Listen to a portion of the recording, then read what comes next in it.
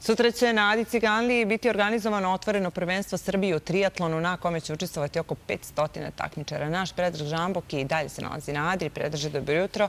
Kaži nam u koliko će sati sutra biti duge staze trijatloncima.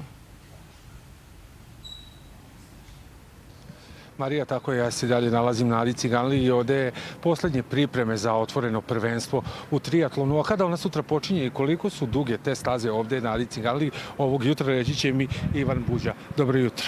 Dobro jutro vama, dobro jutro svima koji gledaju ovu TV stanicu.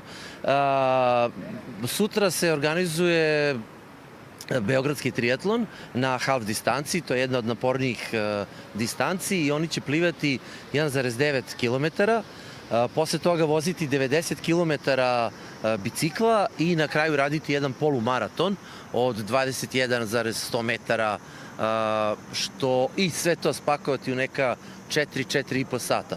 Tako da će biti prilično brzi u tom svom radu.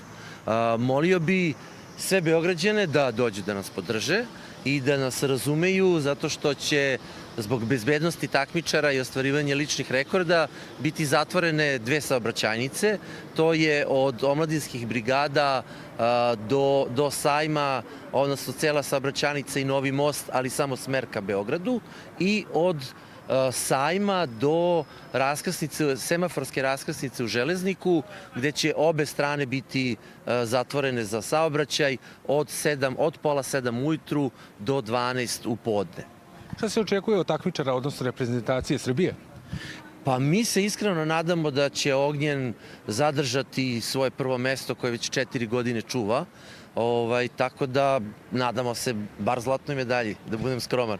I svi zainteresovani koji sutra žele da dođe, kada počinje trijatlon?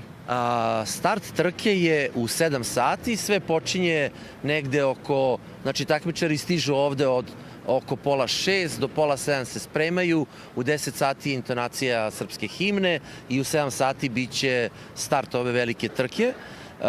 Kažem velike zato što imamo 385 takmičara iz 20 zemalja celog sveta, što je lepa stvar za ovako, da kažemo, mali sport, da imamo toliko gostiju i iz toliko zemalja. Hvala vam.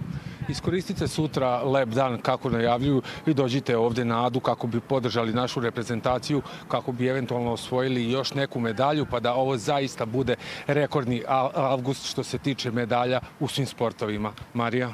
Dobro, hvala ti. Vi ostanite uz nas, brzo se vraćamo.